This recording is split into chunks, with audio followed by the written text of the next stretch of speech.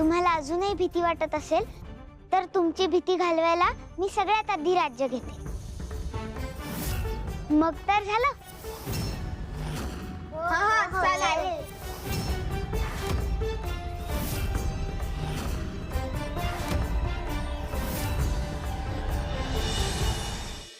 या रिपूची खेळी वेगळी आहे, प्रभावी वाटते आहे, परंतु तरीही या आधीच्या अनुभवांमुळे आम्ही पूर्णपणे आश्वस्त होऊ शकत नाही.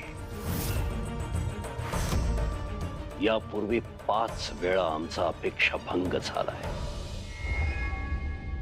तसं काही होणार नाही असुर नरेश, कारण यावेळी सर्व दायित्व आमच्याकडे आहेत आणि आम्ही सगळं नियोजन व्यवस्थित केलंय. आता कोणत्याही परिस्थितीत ती तुळजा तुमच्या समोर येणार, तुम्ही तिच्याशी विवाह करणार आणि मग तिला दासी बनवणार.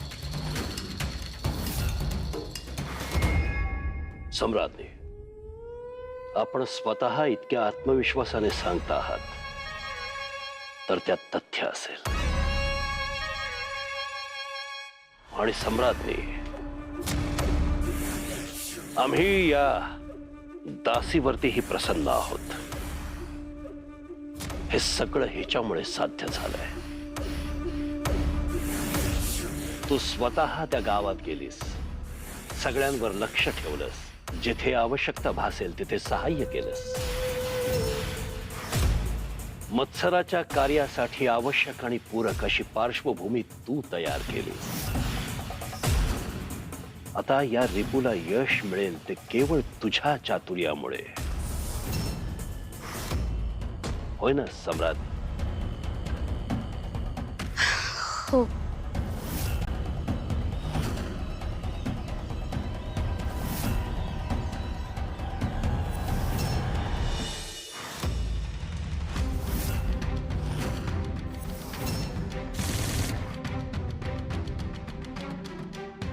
जगदंबा, माझ्या डोळ्यांना ही पट्टी बांधून दे ना. जरा घट्ट बांध. हा, बर राहू दे, मीच बांध.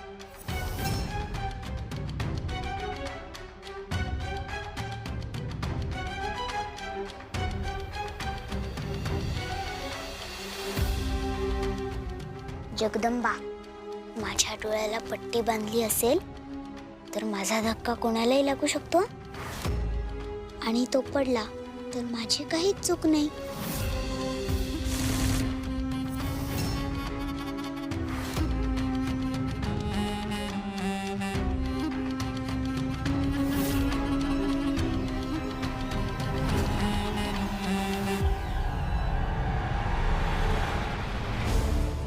ही सगळ्यांना तिच्या जाळ्यात अडकवून त्यांना हे करायला लावते आहे. मुलांचे जीव धोक्यात घालते.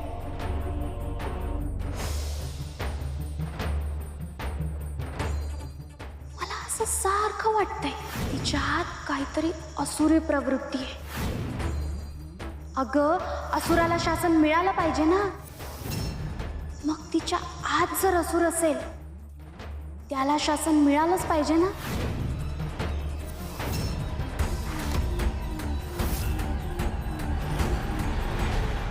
मला काहीतरी भयंकर शासन करण्यासाठी जगदंबा आता माझ्यावर हल्ला करेल. मी तसं पढवून आली आहे तिला.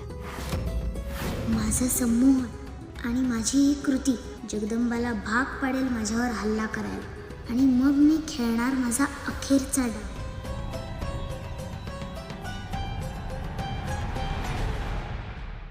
असुरांना शासन मिळालंच पाहिजे. हीच वेळ. तिचे डोळे बंद आहेत. तिने काही करायच्या आत मला काहीतरी केलं पाहिजे.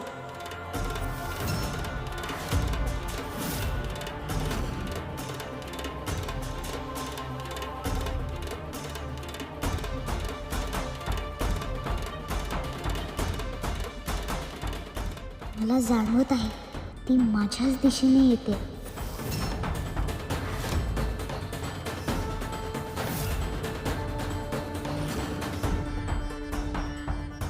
माझ्यावर वार करून ती स्वतःला कायमची संपवणार आहे हे तिला कळत नाही.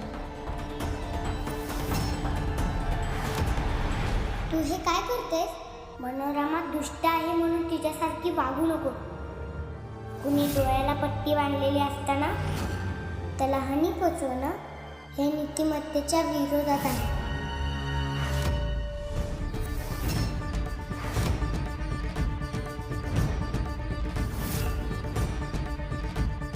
सामना करायचा तर तो नियमाने आणि समोरासमोर. असं लपून वार करणं योग्य नाही, आणि ते सुद्धा तुझ्या मित्रांसमोर.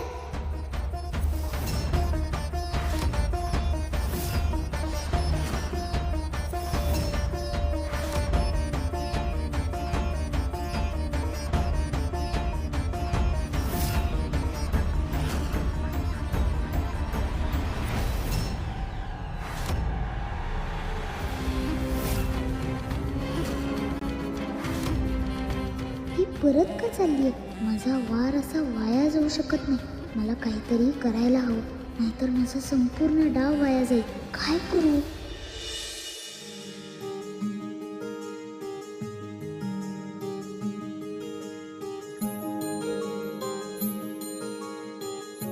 माझ्या सासरी सासरी असे माया आकाशाची, जाऊ माझी जशी सखी आणि सासू माय जशी.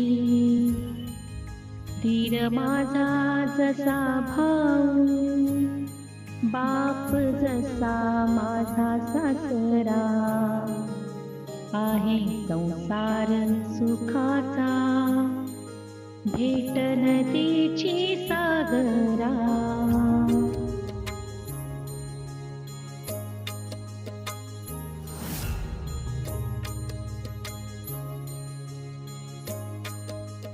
जाऊबाई, या ना, बसा.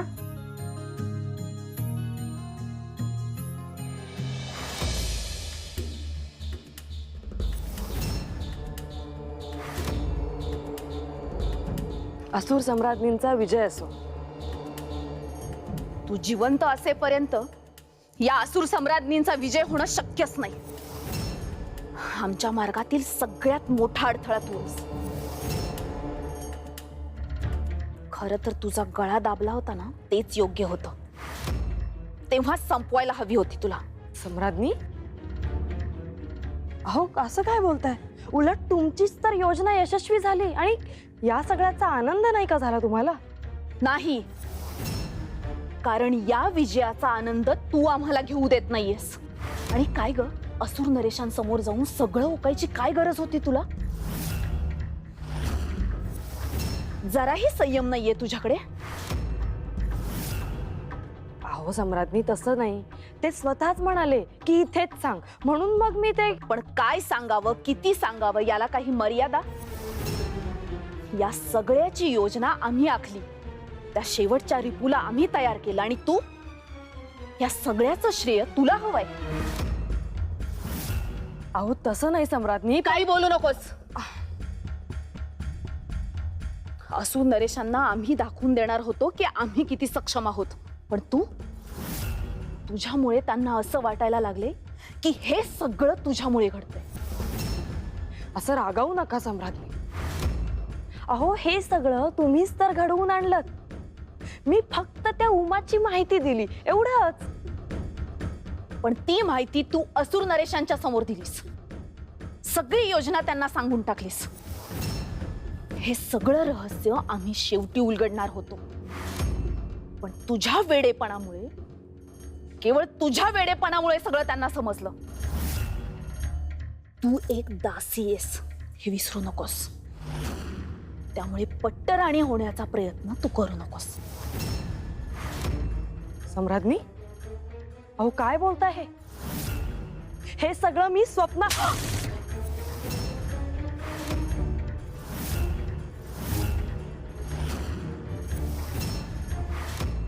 हीच तुझी लायकी आहे.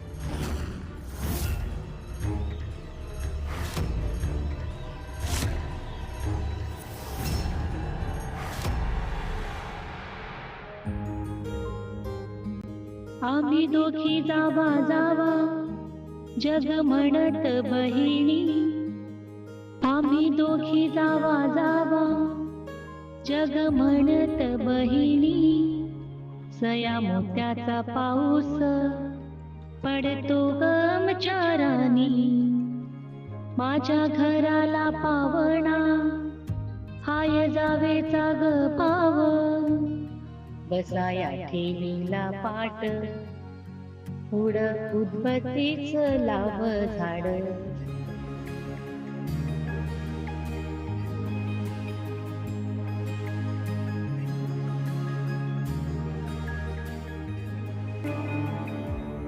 ही ओवी तुम्हीच मला शिकवली होती, आठवतंय का?